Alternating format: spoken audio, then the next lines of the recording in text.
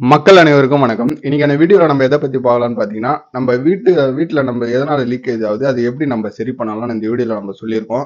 ஒரு 3 விதமா தான் நம்ம சொல்லியிருக்கோம். ஸோ ஸ்கிப் பண்ணாம பாருங்க. அப்பதான் உங்களுக்கு ஒரு புரிதல் ஏற்பட்டு நீங்க இந்த ஸ்டெப்ஸ்லாம் உங்க வீட்டுக்கு ஃபாலோ பண்ணி அந்த லீக்கேஜ்ல இருந்து உங்க வீட்டை நீங்க காப்பாத்தலாம்.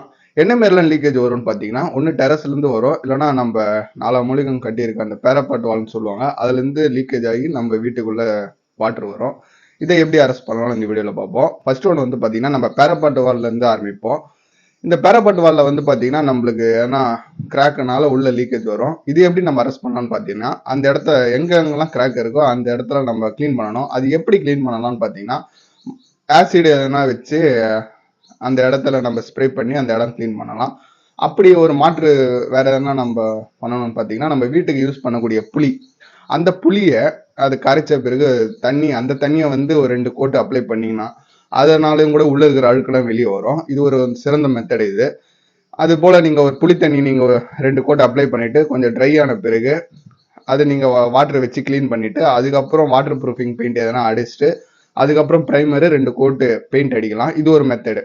ஒரு சாதாரண லீக்கேஜ் பேரப்பாட் வால்ல இருந்து உள்ள வந்து நம்ம வீட்டுக்குள்ள தண்ணி வருதுன்னா இந்த மெத்தடை நீங்க ஃபாலோ பண்ணலாம். செகண்ட் மெத்தட் வந்து என்னன்னு பாத்தீங்கன்னா, நம்ம பேரப்பாட் வால்ல அதிகமான லீக்கேஜ் ஆன உள்ள இருக்கிற செங்கலே வெளியே தெரியுதுன்னா அதுக்கு என்ன மாதிரி மெத்தடை நம்ம யூஸ் பண்ணலாம்னு பாத்தீங்கன்னா,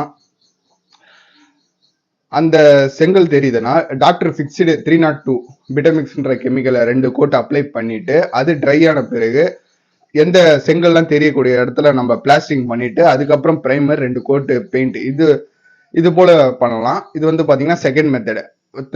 அப்புறம் பாத்தீங்கன்னா டெரஸ்ல நம்மளுக்கு லீக்கேஜ் இருக்குன்னா அதை எப்படி நம்ம சரி பண்ணலாம்னு பாத்தீங்கன்னா, நம்ம டெரஸ்ல லீக்கேஜ் ஆகும்னா ஃபர்ஸ்ட் வந்து பாத்தீங்கன்னா நம்ம பழைய டெரஸ்ல தான் இந்த லீக்கேஜ் ப்ராப்ளம் அதிகமா இருக்கும். அதுக்கு என்ன மாதிரி பண்ணலாம்னு பாத்தீங்கன்னா, ஃபர்ஸ்ட் அந்த டெரஸை நம்ம கிளீன் பண்ணணும்.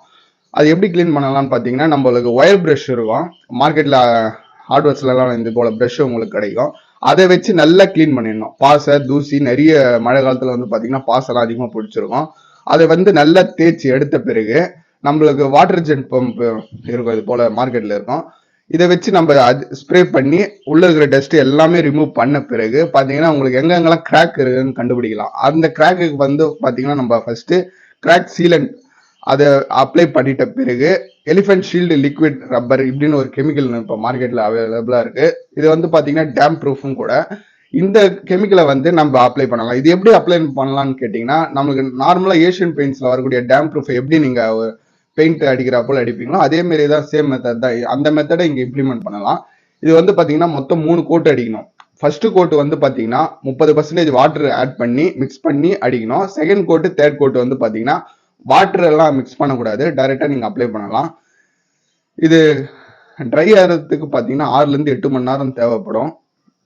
இந்த 6 இருந்து 8 மணி நேரம் கழிச்சு தான் நீங்க எதனா நம்ம கூலிங் டைல்ஸ் எது நம்ம லே பண்றதா இருந்தாலும் எந்த ஒரு ஆக்டிவிட்டி ஒரு 8 மணி நேரம் கழிச்சு தான் நம்ம பண்ற மாதிரி இருக்கும். இந்த 3 மெத்தட் உங்க வீட்டுக்கு நீங்க ஃபாலோ பண்ணீங்கன்னா உங்க வீட்டுல இருந்து லீக்கேஜ் வராம உங்க வீட்டை பாதுகாக்கலாம்.